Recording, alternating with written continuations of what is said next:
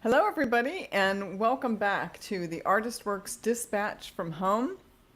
We're really glad that you're here with us this evening, and I'm very pleased as well to have two of our artists with us this evening.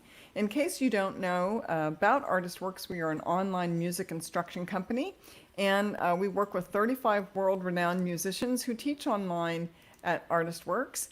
And tonight we are joined by Andy Hall, who teaches dobro, and Mike Block, who teaches multiple styles of cello. And so we're going to be talking a lot, and they're going to be playing a lot, and it's going to be a wonderful evening. And they've chosen some subjects that I think are very interesting to musicians of all kinds of instruments and all different skill levels. So there's going to be a little bit of teaching maybe tonight, but it'll be an interesting conversation, and I promise you it's going to be some really good music as well. And so we start out every single one of our events with a little bit of music. We want to present you with a little bit of a musical oasis, and so we're going to do the same thing tonight. And Andy Hall is going to start us out with Keep On Truckin' by John Hartford. So here is Andy Hall. Hey, I just got the link shared just in time for my performance. Hope everyone's doing well. Hope everyone is being safe out there and getting to enjoy the summer a little bit. I'll go ahead and play you a tune.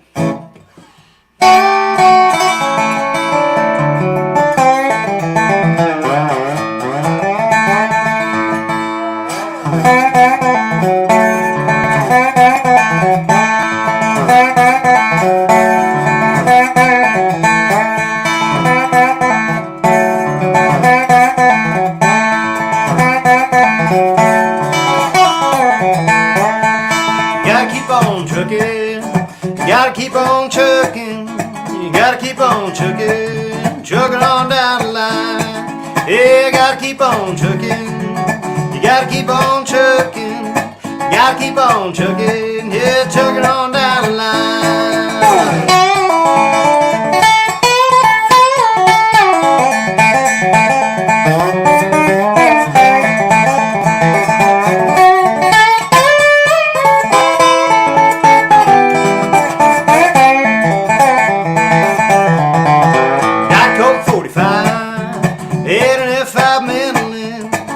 Crack down the middle, yeah, it doesn't really matter at all. Hey, you gotta keep on trucking, you gotta keep on trucking, you gotta keep on trucking, trucking on down the line.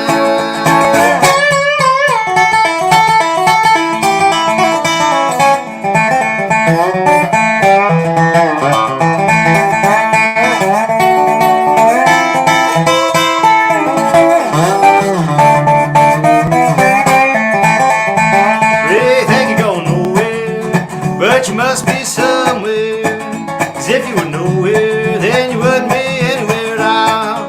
Yeah, you gotta keep on trucking, gotta keep on trucking, gotta keep on trucking, say trucking on down the line.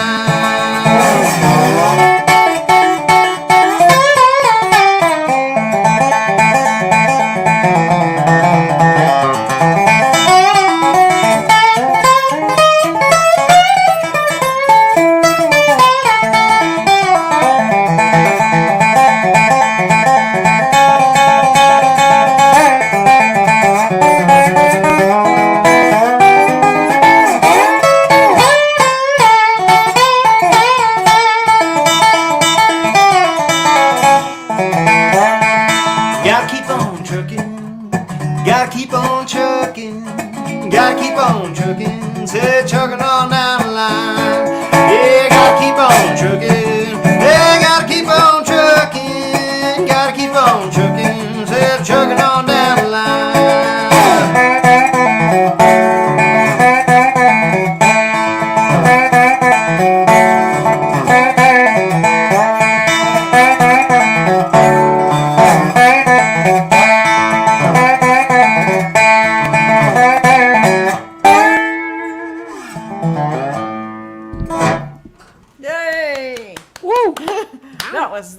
What a great way to start. That was Hey. fantastic. Okay.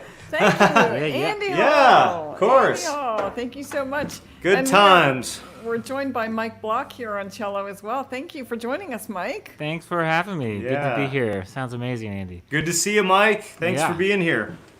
Yeah, you guys know each other, but you've not played together. Well, you played together one time at Rocky Grass, and any other times that you guys have performed or played together? No.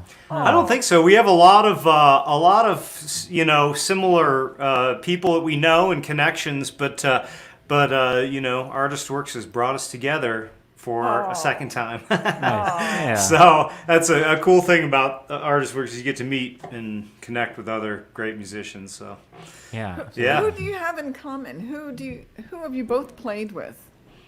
Well, Mike's wife, Hanukkah Oh. Castle. Right. Yeah. We played some a little bit back in the day, and an amazing fiddle player, and one of the funnier people that I've met. I just recall every time that we would get a jam session or something, she would always be not only just amazing on the fiddle, but just really funny person. That's awesome. Yeah. Yeah. Yeah. So you guys were at Berkeley together, and then you just told me the connection that I didn't even know about, that you were old friends with Zach Hickman here in Boston, who I've been just playing with in recent years more and more. I love playing with Zach. Great bass player. Yeah, he was the very first he was honestly the catalyst that brought Chris Pandolfi, the Stringdusters banjo player, and myself and our original guitar player, Chris Eldridge. He was the guy who brought us together and introduced us. And so that was kind of like the seed of the infamous Stringdusters. Zach Hickman was kind of like almost responsible for that. So That's awesome. He's definitely an instigator that brings people together. That's what he does. yeah, grateful for it, obviously. So Nice. That's great that you guys share that early beginning. And, Hanukkah is such a phenomenal player. It's nice to have that connection, on a personal level. Did you know Yeah. before tonight that he was married to Hanukkah, Andy? probably I may have just forgot, but sure, Yeah. I bet we talked about it at Rocky Grass or something. But I Sure. hadn't when you mentioned that I hadn't remembered. But that's awesome. And when I was telling Hanukkah that we were going to get to do this, we that discussion kind of immediately started going through the history of Berkeley, because the string department in those days, late '90s, Hanukkah, who is a Celtic specialist, Scottish fiddler, she got all these great bluegrass opportunities at Berkeley, but just because there weren't that many fiddle players around. And now Berkeley is this epicenter for young bluegrass musicians, with the American Roots department. And so I'd be fascinated to hear what your Berkeley experience was back then. Because now, roots music is such a big part of the string department specifically. Yeah, there was not much when I was there. I was there a little bit, but I was there before Hanukkah, and then Casey Dreesen. Maybe they may have been. They came probably overlapped. when I was right Yeah. at. I was maybe at the end of my Berkeley career. So when I started there was nothing. I mean, they had something called the Country Ensemble, I think. For a few people that were interested in country music, and I think that was really mostly electric, So as far as bluegrass or string band type music, it was almost non-existent.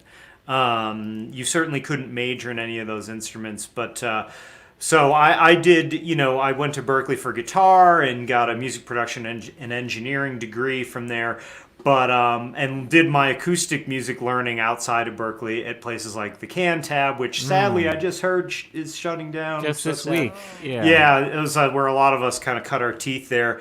But and just the jam sessions around Boston. So, but the amazing thing about Berkeley is when I was there were musicians from 70 different countries there playing every style of music you could imagine, and so you're getting exposed to just all this different music. You go by the practice rooms and it's an Afro-Cuban band in one, and then a heavy metal band in the next, and then a jazz combo, and it's just that, and that was very that was great for me. It really made a big impression on me and exposed me to a lot of different stuff. So And Mike, you went to Juilliard, is that right? Yeah, I mean, so my training was more focused. I didn't have the pleasure of walking by heavy metal bands in the practice rooms, but I yearned to.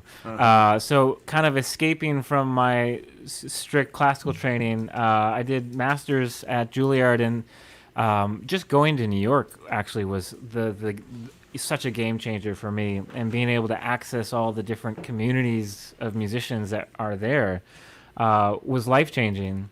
And then, through, it's like through the various paths of finding various homes and other, stylistic communities. I'm teaching at Berkeley and sort of vicariously No way, getting. that's great. Yeah. So I'm sort of vicariously living but when you walk down the halls, like you're passing an R&B vocal ensemble, and then the next room is an Indian ensemble, and then in the third room, I'm giving cello lessons, right? So it's definitely still a special place that has a lot going on. Yeah.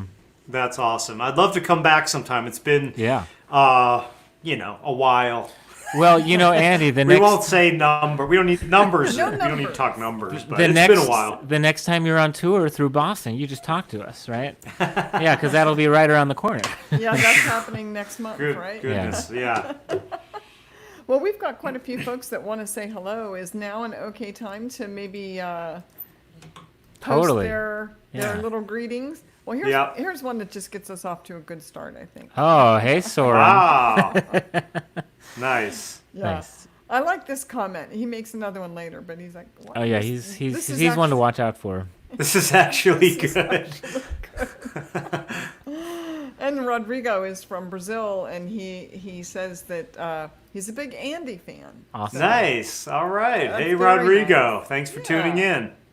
And Carl is from Melbourne. I think Carl has joined us on a couple of these dispatches from home, so that's really nice. And if you know Soren, right? Because he's from Boston. Yeah, Right, exactly. Yeah. All right. Hi, Soren.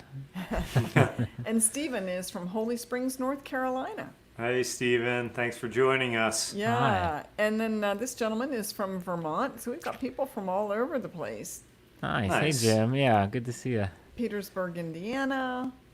Yeah, very cool. Western New York. I'm very curious. Is that just like Syracuse, Buffalo kind of? Or is there a town called Western New York? I'm just I curious. think they mean just Upper West Side. The upper, yeah. He's just they're on Columbus Ave. Yeah. That's right. That's what Yeah. it is, I'm sure. I'm thinking, Buffalo. I'm thinking something right on the lake. No. I bet that's, yeah, who knows. All right. Yeah, we got some folks from all over the place. So, Steve, thank you for joining us. And then Brian Walker is joining us from Northern California, which is right where I am. I'm in All Napa, right. California, so I'm happy to have someone from the local area here. And then, of course, Joanne is from Melbourne, and she's joining us as well. So, Awesome. Wow. you know nice. what? There's Carl is from Melbourne. Hey. We're big in So- Australia. Yeah, that's right. I wonder what time You it is. never know. There. I wonder what time it is there. So we do have a question or two, but I'm going to ask people to go ahead and put their questions in here now. But you guys, I thought, had some really interesting subjects to talk about tonight. One of them was how to learn to play by ear, and I think that's really a fascinating subject. Especially for people who have been classically trained, and we're used to the dots on the page and stuff. But I think that would be an interesting thing for you guys to discuss, because it applies to so many people that play an instrument, and it also applies to beginners as well. What's your thought on that subject? Yeah, go ahead, Mike. You just kick her off. Well, yeah, I mean, there's the two main ways that people tend to learn music are by sight or by ear. And I started, playing classical music, which is largely a notated tradition. That's how the music is passed down, and that's where we start when we're playing the instrument. We're usually starting with the music. Within the classical community, there's actually the Suzuki method. The Suzuki teaching method is very big for kids, and that actually prioritizes learning by ear. Actually, and so the idea is that much like we learn to speak before we learn to write. And we can communicate verbally before we can read a book. That was Suzuki's vision for learning music as a language. And so what's unfortunate is that in so much of classical training, we lose that ability to learn by ear. And over time, you've got all these like incredibly well-trained classical musicians who, when you take the sheet music away, just lose, they might lose their ability to play at that same level. And so for me, making that transition was really important because so much of the music I love in the world, and in fact, I would dare say like most of the music in the world, is not actually written down. And so for classical musicians, we find ourselves kind of in a silo where our training kind of limits us to just that one kind of music by the dependence on notation.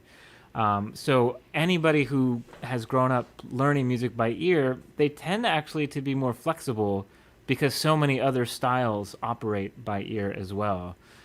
So for me to try and break through that barrier, I had to be very intentional, and it's really about building like a different side of your brain, because like ear, like eye-hand coordination literally uses a different part of your brain than ear-hand coordination. Interesting, yeah. And so even if my physical skills are developed, I can't input the music through the other part of my brain because the mental component has to kind of catch up with the hands. And so that's a big process for myself and other classical musicians as we try and branch out. And a professional classical musician might have trouble playing a very simple fiddle tune all in first position by ear.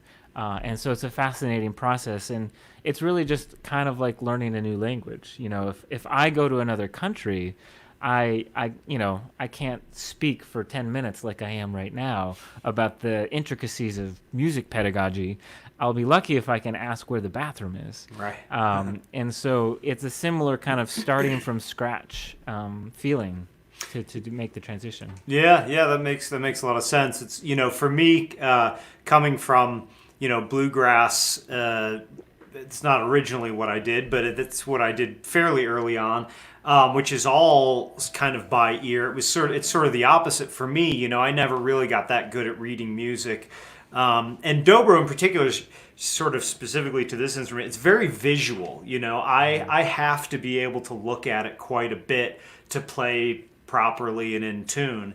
And so it was always a bit of a challenge for me to like read music on the dobro and such. So yeah, I never quite developed that as much. But what I tell a lot of my students, and I think this kind of rings true, is if you're a beginning musician or any level musician, you're trying to learn a song by ear. And honestly, I think, Mike, you did a thing with Casey Dreesen a while back, and I remember him actually talking about this one time when we were hanging out. When he's learning a tune, and this is what I've tried to do as well, I try to internalize it before I try to get it onto my instrument. So I try to like get it in my brain, the same way you would like a nursery rhyme. Like, people can hum nursery rhymes from their childhood or whatever.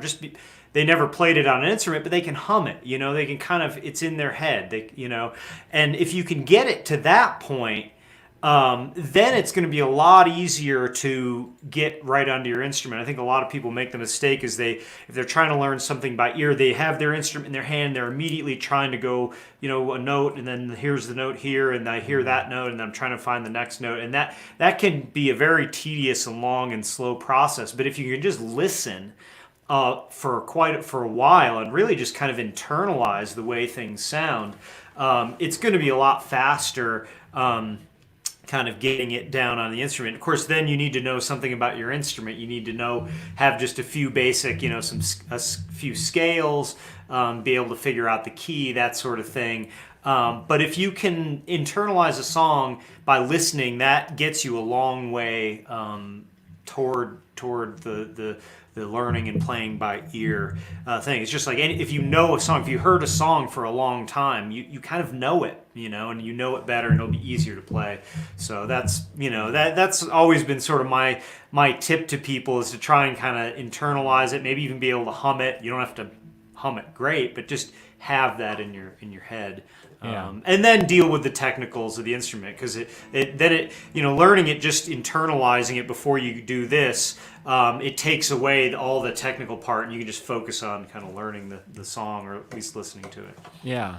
And sometimes, like, kind of building on that idea, like, classical musicians who are trying to branch out, it's learning to play by ear is like a skill, and learning to play bluegrass and play stylistically is a different skill. And learning Right. a specific tune, learning a new tune, is a skill in and of itself. And sometimes people get, they get frustrated when they're trying to do all of these things at once. They're trying to learn a new style, a new Right. tune, and they're doing all of this for the first time. And Yep. so, kind of like the nursery rhyme approach, I often recommend people like to just, instead of just telling yourself you have to learn the hardest jazz tune first, pick a song you already know and love, and like whatever your favorite band is, see if you can figure out a song that's already a part of you and transfer it to your instrument, because that's really the beginnings of connecting what's in your ear to your hands. Yeah. And if you can start with something you already know, you're eliminating like so many steps that can become barriers. Yeah, that's true, because styles of music, whether it be bluegrass or classical, have certain things that are unique to them that might take a little bit to get accustomed to.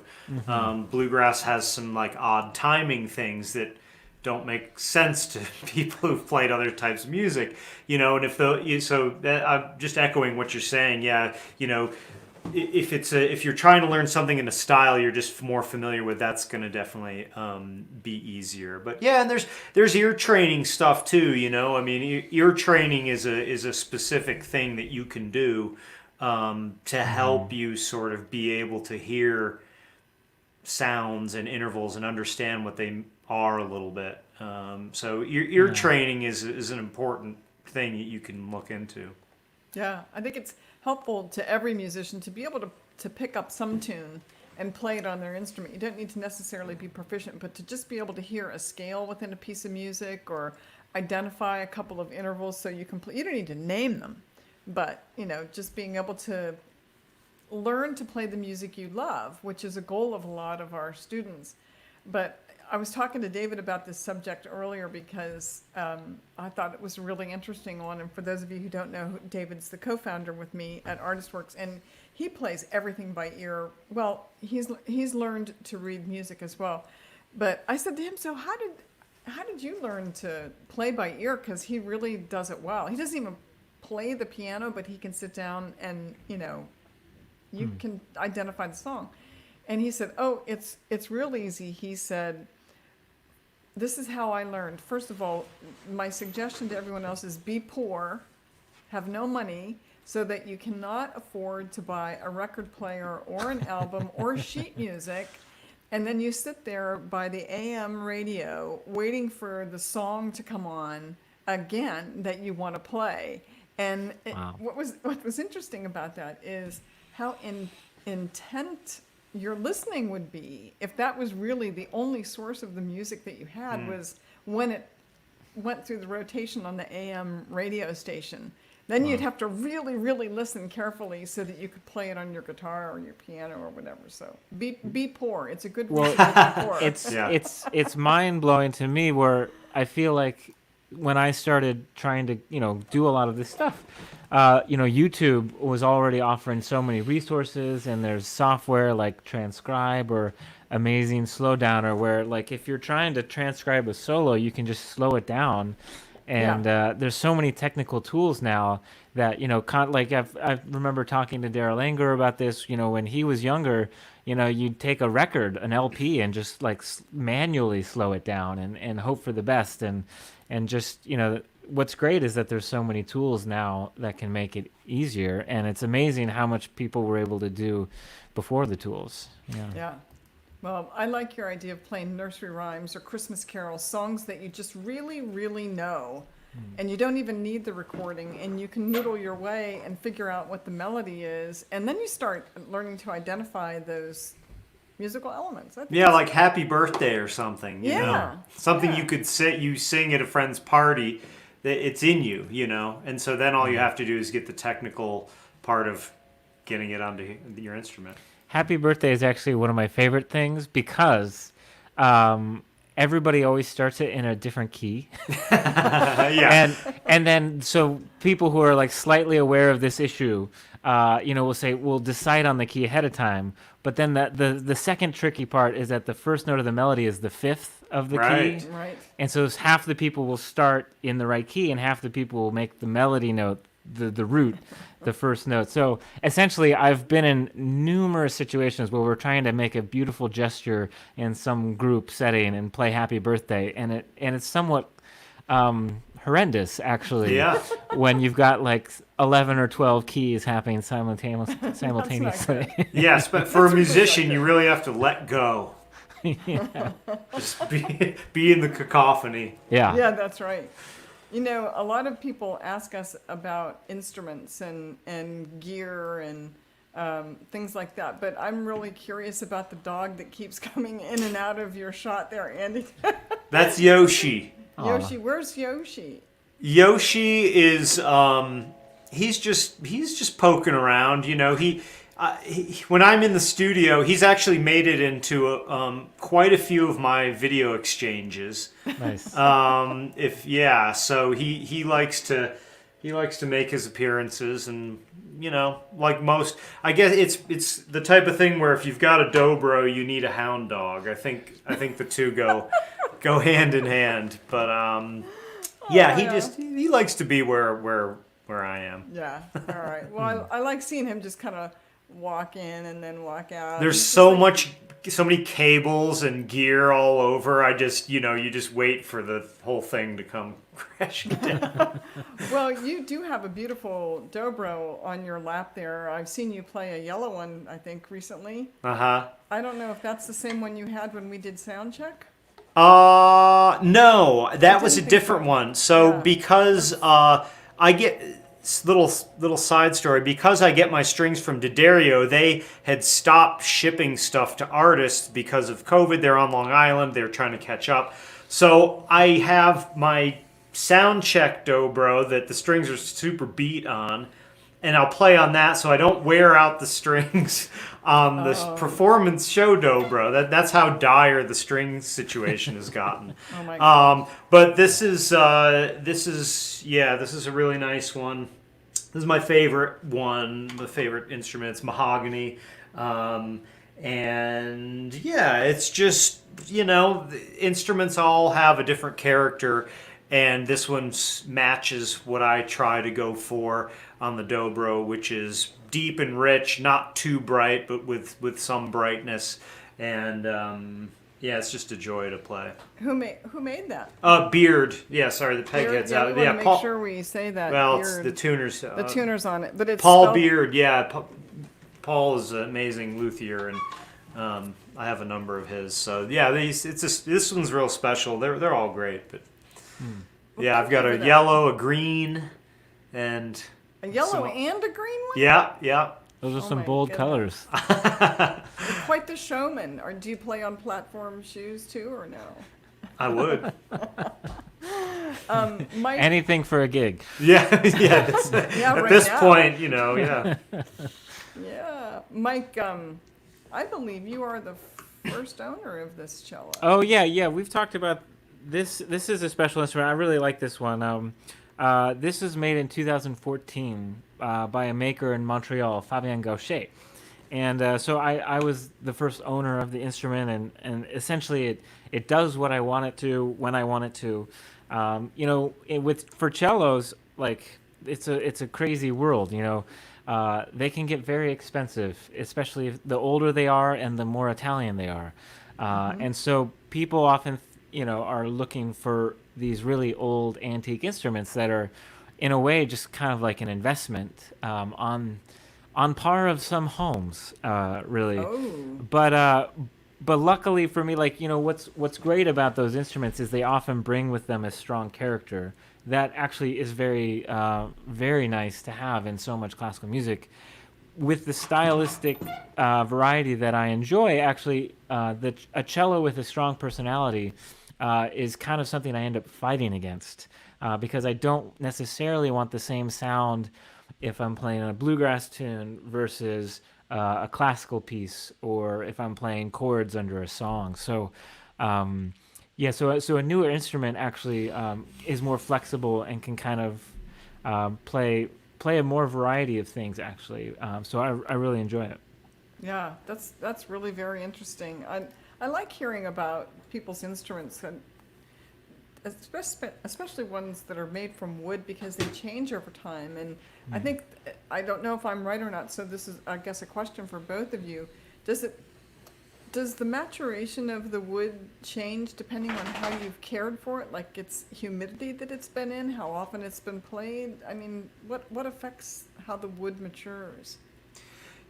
For dobro, they're pretty like kind of rugged, and whereas most wood instruments have just a solid wooden top that vibrates to get the sound, this is mostly metal, and so it definitely does break in over time, but not as much as like a lot of other instruments like a cello, violin, mandolin, guitar. All would be more affected by that like aging of the wood and such. The dobros are they're kind of bomb proof, and they might break in a little bit. The wood on the back maybe will break in, but all in all, they're pretty just the cone. So the resonating cone inside is a lot of what affects the tone, and that can get old and dented and kind of sag, and that will affect the tone. And when you put a new one in, it comes back to life, and you have to do that every year or two. So the dobro has sort of its own unique tone situation. But yeah, I'd be interested to hear about what Mike says about his cello. Yeah, it's a big thing for violins and cellos and Yeah. basses. Tell us what you know there, Mike. Then we're gonna Well, hear you guys I don't play. know as much as I wish I did. Okay. But it's true. I mean, the way the wood of the instrument vibrates over time, it kind of affects the structure of the wood itself. And so there's this concept of like playing in an instrument, where like actually particularly it comes into play when people are trying to sell instruments. Sometimes people will sell an instrument they haven't played in a while, or if it's just in the shop waiting to be bought, it might not get played. So I know, like, especially for like really nice instruments, a dealer will ask a cellist to practice on that cello for like a week or so to kind of get the vibrations moving again, so that it's kind of in top sounding shape, for a buyer. But yeah, like the older the instrument, the less flexibility is left in the wood. And I guess that's sort of why I didn't want to play an old, fancy Italian instrument that I would be worried about breaking, because the wood is pretty much settled, after hundreds of years. But for this instrument, it's still adapting to the music I play, to a certain degree. Then I guess, you really are leaving your imprint on it. Your style of playing, the pressure on the strings and all of that, I guess. Yeah, I Does mean, that sound right? there's definitely a mythical quality to these instruments, especially like the famous, like for like cello or violin, the Stradivarius instruments have like genealogies of, well documented lists of people that have played these instruments over the years. And so like the Stradivarius that Yo-Yo Ma plays, Jacqueline Dupre used to play. Oh, wow. And so like there's these like lineages of, especially for the really special instruments, often have a whole list of special people. And so, but because the instruments do evolve, and just the length of time of a career, you feel like you're communicating with the past, and somehow connecting to these musicians from another era when you get to play an instrument that they've played.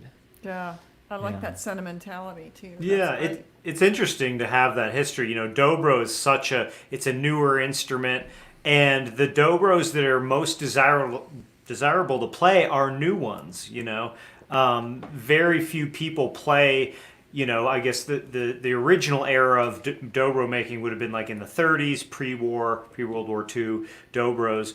They have their own unique sound, but they're not necessarily the most desirable sound for like modern playing. They don't have the biggest tone. They're kind of constricted in their tone. So it's funny for dobro players. It's all kind of very new. We're like the America of instruments. We just Nice. it's in a way we have it's very new. But I like that about it, having a new instrument to kind of put your imprint on it. I don't know. There's something about that where it's like. Yeah. You were the first person to have it, and it's grown with you, and I don't know what all that means, but it means something to me, It seems important, doesn't it, Andy? Yeah, it does. It's like that, okay, Mike Block's imprint on this instrument is going to be important. Yeah. But Is that what that smell is? Yeah. Okay. I think we need to improve the imprint on both instruments right now. Let's have a little music. Oh yeah. Okay. Is that okay? Would you guys mind maybe do a little call and response? Sure. I'd love to hear you play. I can know do you it. haven't played together that much, but I'll bet you can swing this. This is the fun part. All right, what are you gonna do? Tell us what you're gonna do. Mike, do you know? want to kick it off? Sure. Yeah. We were thinking what would be a nice one to do. So we'll just kick off Whiskey Before Breakfast. We could just switch off sections. Like I could do A, B, B, and see where it goes. I'll do the B parts. Or why don't you do the second A and the second B? Oh yeah. Yeah. You do the whole time. Do the whole thing. Oh what you no, I mean? mean like I'll do A, you do the second A. Oh, okay. I do, Dig it. Yeah. Okay. All right, Patricia, be on your game. I'm ready. I'm ready to go. Go.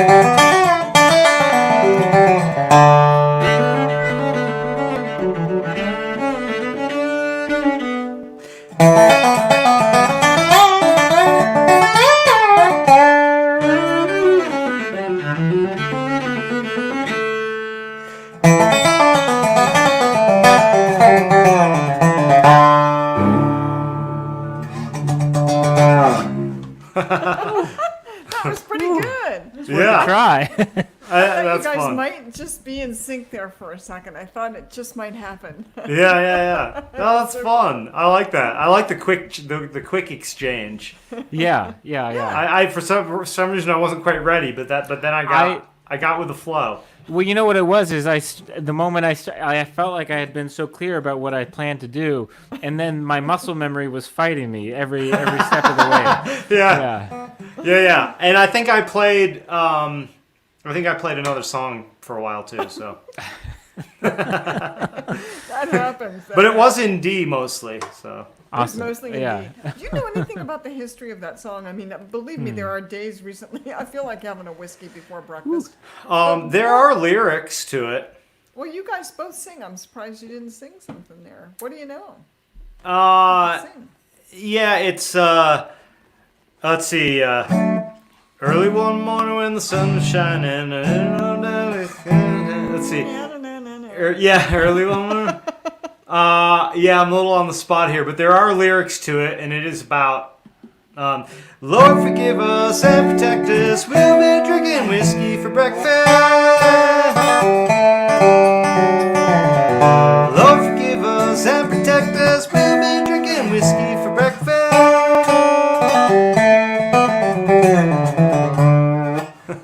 Nice. How do you do that? You both sing when you play. How do you do that? I don't know much about that. Can we talk about that a little bit? Sure. Yeah. How did you do that?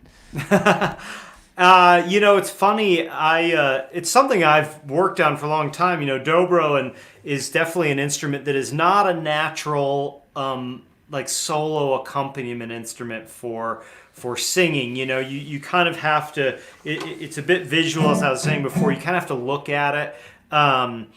You're a little bit limited with what you can do as far as chords because it's tuned to like a major chord.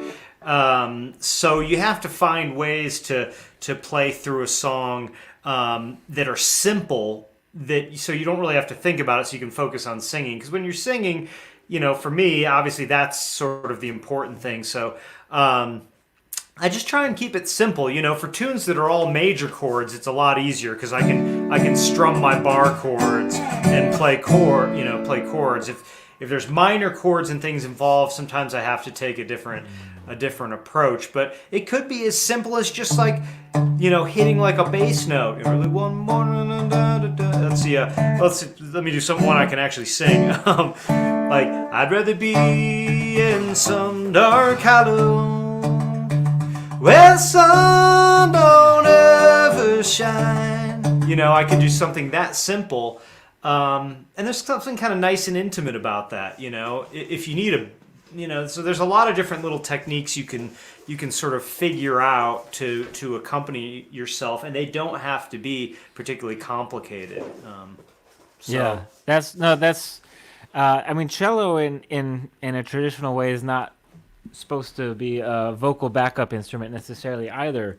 But like now in the string world, there's all sorts of great rhythmic things that one can do, with chopping, just to kind of be able to play chords like a guitarist might. But then in a way, like what you said at the beginning, Andy, was really hard for me, which was that I identify as a cellist, and even when I want to sing a song, I really struggled to not focus on the cello part. And it took me a while to really embrace this idea that no matter what instrument you play and no matter how amazing you might be on that instrument, the moment you open your mouth, the audience is in a way like judging you and taking you in as a singer, and to appreciate, for me, like to learn to focus and prioritize the voice, even if the cello part is hard, even if I'm at a cello festival, to really understand that when you're singing, that's what people are connecting to, and that then everything I'm doing on the cello, which it maybe in some circumstances occupies 110% of my focus, really now in that moment, the cello is a supportive role to the voice. So it's kind of like a different mental state for me to get into that vocal mindset. Yeah, I was the same for a long time too. Sort of like, well, if I don't sing that great, at least I'm a good dobro player,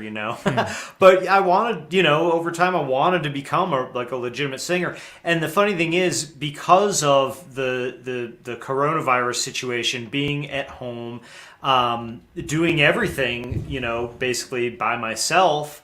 Now it's forced me to become much better at this, and so it goes to show you that if you're sort of forced into a situation, you'll learn to adapt pretty quickly, and just if you do it more, that's the thing. When you're a real musician like you are, or hope like I try to be, a lot of your time, you have limited time, and it's got to go into making sure you're the best cellist or dobro player you can be.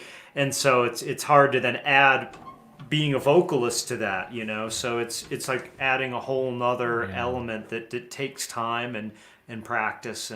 But that's my solution has been to try and be turn, I have like a set number of techniques I can do to back myself up. And then when I'm not singing, you can get, practicing, get flowing into soloist mode or fills or whatever, Yeah. Do either of you, or have either of you ever taken vocal lessons from Michael Daves? Not 'Cause you yet. could. I haven't, know. but that want would be to. a great idea. Yeah. Michael Daves, who teaches bluegrass vocals at Artist Works. I'm just saying. There's I'm some good just saying. resources. Yeah. Yeah. I did actually watch a bunch of Jeannie Diva's videos before she passed. Kind of towards when I first joined the site, I was really excited to check out all of these other offerings from the other teachers, and I got a lot out of those for sure. Yeah, well, they're still available. Yeah. There's just no video exchange, obviously, because Jeannie has passed away. But I'll take just a moment before we maybe get to some requests by some of the folks that are asking you to play a piece. Artist Works is different than other online music instruction sites in that these great musicians, these master musicians, have recorded pretty much everything they know in a really big More than we lesson know, library. even. It's more than you Even know. more than we know. It's more That's than right. you thought you knew, right? Yeah. Because we sort of chained them to a chair and got it out of them. But then, their students are able to submit a video, and Andy and Mike and 35 other master musicians look at their respective video cues and respond to their students with the video. And I know there's some students here from Artist Works that really appreciate the fact that not only can they send in a video, but they can see everybody else's video exchanges too. So I just wanted to make that distinction because you also mentioned video exchange earlier, Andy, in that Yoshi has made an appearance in a couple, and I thought I better at least explain what that was. Okay, so we do have some requests for music. I don't know if we can do this or not. I don't know this one. I think that's an old time tune. I don't know if you know it, Andy. I've heard the title, but I don't know it. Jim Yeah, I don't know that one. I wish I did. I know don't a good either. number of fiddle tunes, but boy, I there know are you know this so one. many out there. I know you know this one, but we're probably not playing the Sultans of Swing.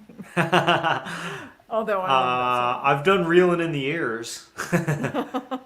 We should do a whole Artist Works, exploration of the tunes with the weirdest titles. Yeah. Yeah. that. Right. Yeah, that I would have be- a good one called "Shove That Pig's Foot a Little Further into the Oh Fire." yeah, You I know love that one. Oh yeah, Yeah. that's It's a a really classic. Good one. That's a Boston one. That's been around the Boston. Okay, yeah. scene, Shove that pig's foot a little further into the fryer. You got it. Yeah. I'm so glad I asked.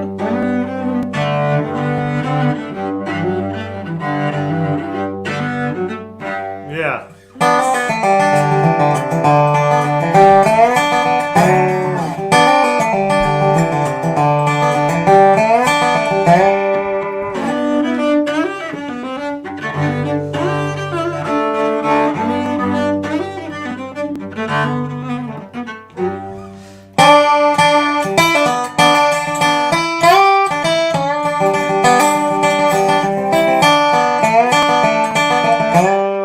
Yeah. Awesome. That was great. I love that. That was It's good. a fun tune, actually. Yeah. Yeah. I actually had a funny experience. I was teaching at a camp in Germany in 2008, and I was still somewhat new to fiddle tunes and stuff, but this was one of the first old-time tunes I had learned, and I was really excited to teach it at this camp, and then I taught them the Virginia Reel, and so it was just me yelling at a bunch of Germans. Whoa. And what was my favorite part about it was that because you have to scream in order to call the dance. I didn't have a microphone, that's why I was yelling. But what was funny is I got really excited about kicking off the tune by counting down in German. So I was like, 1, 2, 3, 4. and just kicking into an old time tune. It was somehow crazy and perfect all at the same time. Yeah. I can fun. just see you now yelling at German people. That's just kind of odd. I know just enough German to do it. Yeah. Yeah. I have a question for you guys. Mike, you only play cello. Like, you've never played another fretted instrument. I mean, not that I didn't mean that in a limiting way at all, but you no, are I mean, a cellist. nobody's ever paid me to play anything other than cello. That's the big dividing line. I don't know. I don't know if you can say. I've got actually two fun instruments here that allow me to pretend. I've got an electric tenor guitar and then an acoustic octave tenor back there. What's fun about those is they're tuned in fifths. So, and they're the same strings as the cello. So, I can work on my picking, but actually my left hand comes for free. And so that's, I can play like cage chords on a guitar, but I never got very far. And essentially I just at a certain point committed to trying to take the cello with me into different styles and not feeling like I needed to start from scratch on a new instrument in order to access a new style. But I do enjoy playing around with different instruments, and I am a semi-competent fiddler. Again, not at a professional level, but I do really enjoy playing fiddle in jams. Well, you mentioned bringing your cello into multiple styles of music, and you actually developed the strap that you're wearing. That's true, so you yeah. can stand up. I mean, does that have anything to do with the genres that you're... Sure, it's hard to playing or see no? because I'm sitting down because I'm tethered here by Yeah. my headphone, but I'm actually still, even though I'm sitting, I'm using this strap here, so I can stand and move and walk away while playing as necessary. Leave the jam can dance. right away. Just up and take off. Yeah. But, actually, the bluegrass world was a big catalyst for me in the kind of the commitment to want to pursue designing this. Like a good friend of mine, Rashad Eggleston, Yeah. had been standing with a guitar strap, and that allows you to stand, but the angles are all different, and it didn't feel stable. But I was inspired by his sense of freedom. And so when I developed this, like, the epiphany that I experienced for the first time was like in a bluegrass group to simply to take part in the microphone choreography and like take a step forward when it's my turn to solo. That was just like a world, opened up inside of me. It sounds silly, but as a cellist, I had never before in my life experienced, physical choreography as a part of my performance. I was always stuck in place looking up at everybody. Yeah. And so I feel like now that I'm standing, it's particularly helpful in non-classical environments where other musicians are standing and I can kind of, lean into somebody or kind of, take a step forward for a solo or whatnot. And I just feel more, a part of the conversation physically.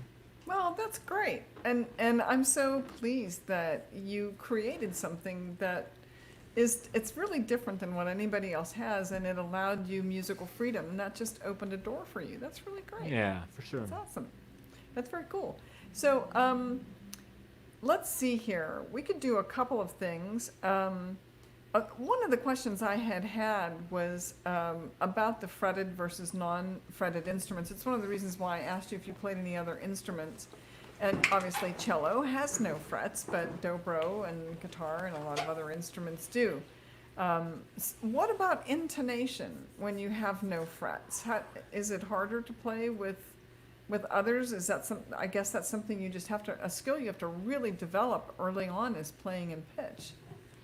Yeah, that is certainly the case. And yeah, I've always been amazed by, cello, like bowed instrument players who, all play basically fretless. They don't even have fret markers. At least I have some markers. Yeah. But I think, I guess the hands are just so in tune with the neck eventually that, just that muscle memory along with the ear can just make it so you can play in tune. With the dobro, you're sliding on the strings with this metal bar, so the hand is not quite as, the hand isn't what's touching the string to make the note, it's the bar. And so it ends up being very visual for me. You know, I look at the instrument, you know, if I'm soloing or playing, I'm definitely using visual cues as well as the sound cues as well as muscle memory to play in tune. But yeah, I mean, it's a constant, you know, it's a constant thing, and you have to really focus, you know. It's because you can't just slam your finger in between two frets, you know. It's like if you're playing a fretted instrument, you know, you have maybe this much space you can put your finger in and it's going to be fine. Right. Whereas I mean, it's microns of detail that it has to be. And so the muscle memory has to get really fine-tuned in that way. How about you, Mike, with no frets? How do you develop your intonation and being able to I play? mean, yeah, it's similar. It is coming down to muscle memory to a large degree. And Andy, you just kind of blew my mind when I was really processing what it meant. Like for me, that muscle memory, it's not just where my arm and fingers go, but as I'm moving around, I'm feeling that string, and you know, feeling the instrument, you know, around my hand, and for you to do that without actually with the bar, like you're losing that reference, that direct contact through your left hand.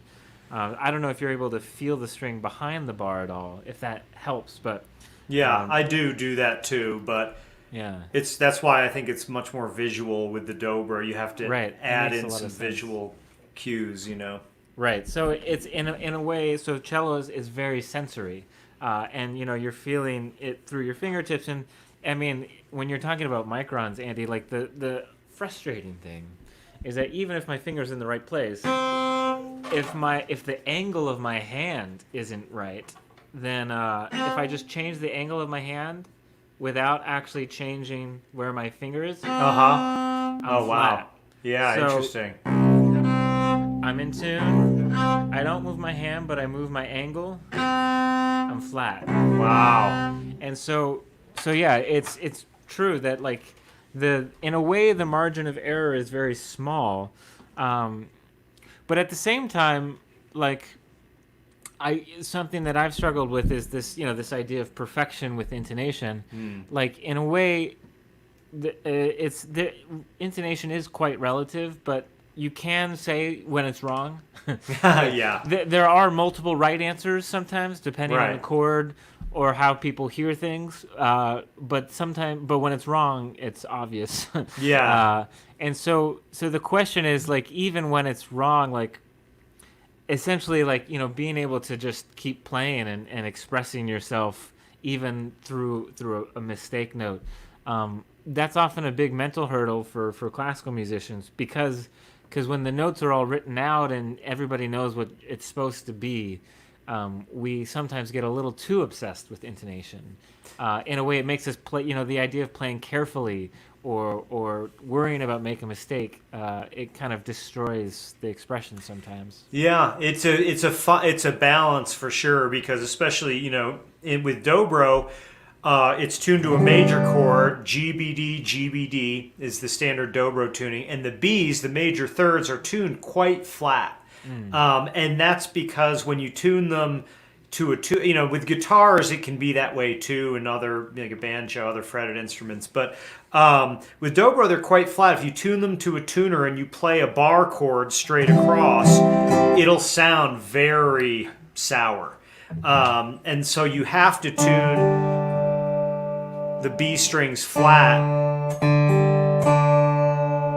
Everything's out of tune right now, but you have to tune the B strings flat, and so playing open B strings when someone else plays a B note is an issue sometimes. So there's all these things you have to consider. It's not just your playground to do whatever you want. Yeah. There are things to consider, and even when I'm playing notes on B strings, I'm sometimes adjusting the bar just a tiny bit to compensate for that.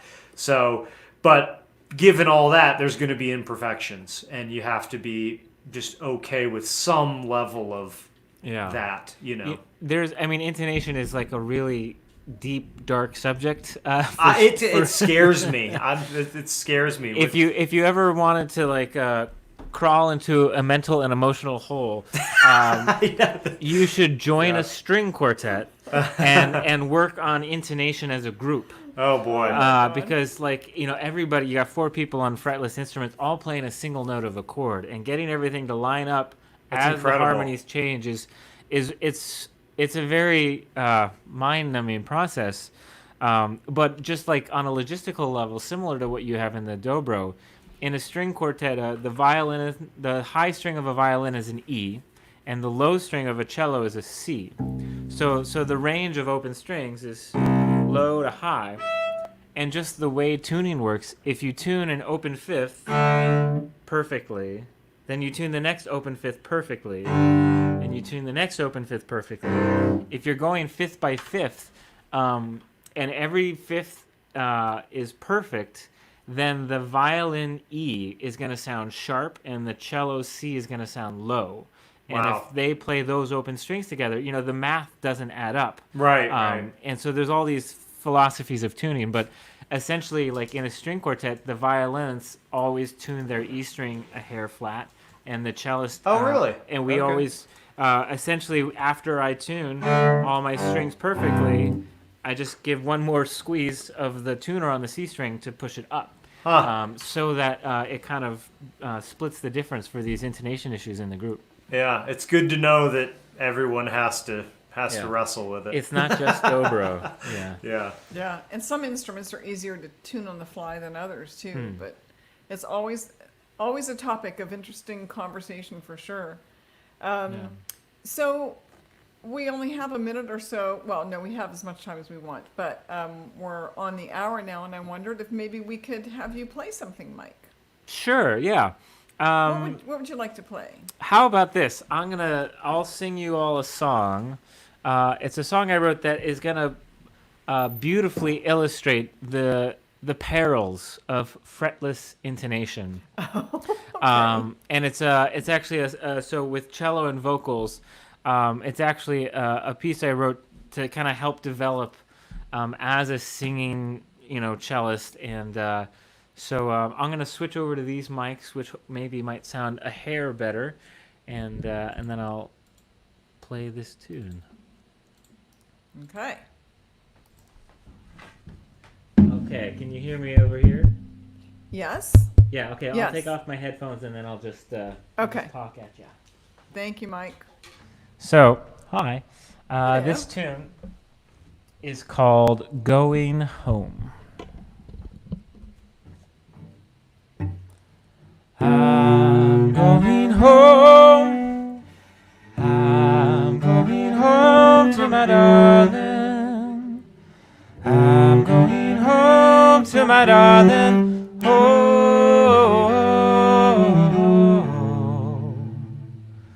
Over the hills to my darling. Over the hills I am climbing now.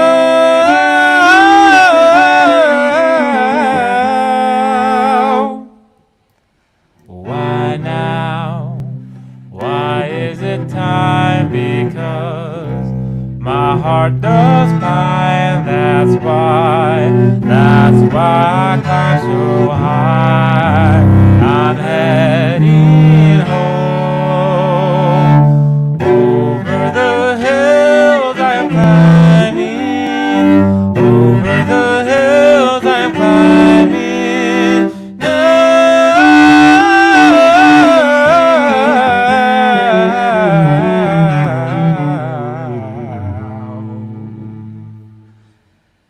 How high must I climb? How far to the finish line? How strong must I be at this time? How long till I sing her this song?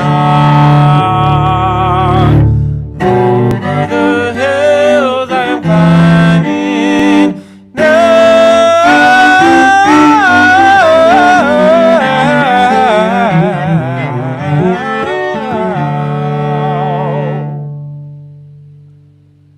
I'll climb all the way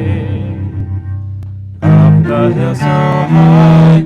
I will climb till I see the sunshine.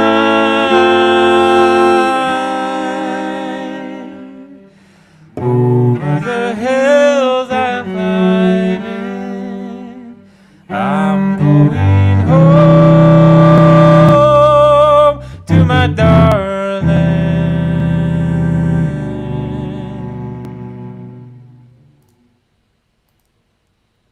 That was great. That was Yeah, beautiful. that was awesome, Mike. Love it. That was was really so wonderful. cool. I don't think I've ever heard you sing. I don't think I've ever heard you sing. Now that I think about it, I've heard Andy sing, but that was really beautiful. Oh, thanks. It was. That was cool. I love the harmonizing the notes of the cello and the voice. It's really pretty. Yeah. That's another thing, Andy. I mean, like in the pandemic, man, no better time to work on the vocals, right? Yeah. Yeah. Yeah, I mean, for sure. That was cool. Yeah. That's for sure. Well, I want to thank everybody that joined us today.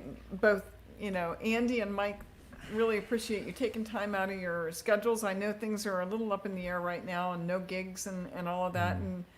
But I don't take for granted that you're always available. I know there's a lot happening musically in both of your lives right now, and I appreciate you taking an hour to talk with me and play for these people that are listening to you from around the world and provide a little musical oasis.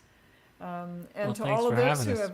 have joined us from, Brazil and Idaho, it was really great to have you here. And we're going to end our evening together, but I want to invite everybody back on the 29th, which is just a week from tonight. I'm going to be on with Jason Vio, and who is our classical guitar teacher and truly one of the most virtuosic classical guitarists alive today, and he will be on with the principal trumpet of the Pittsburgh Symphony, Dave Bilger. But then Fantastic. on Thursday night, we have what I refer to as the guitar trifecta, and it is the virtual electric guitar roundtable with Paul Gilbert on rock guitar, Guthrie Trapp on country guitar, and Keith Wyatt on blues guitar. And it's just going to be a great week. I kind of can't wait for Wednesday and Thursday. So come back and join us. And Andy and Mike, you guys are just fantastic musicians and great people to spend an hour with. Thank you. Thanks, for being Patricia. here. Great Yeah. to talk to you, Andy. Yeah, great to see you, Mike and Chad, and thanks, Patricia, for having us on. We had a good Yeah. time. Thank you. As always. All right. Have a good evening, everyone. Bye-bye. Bye.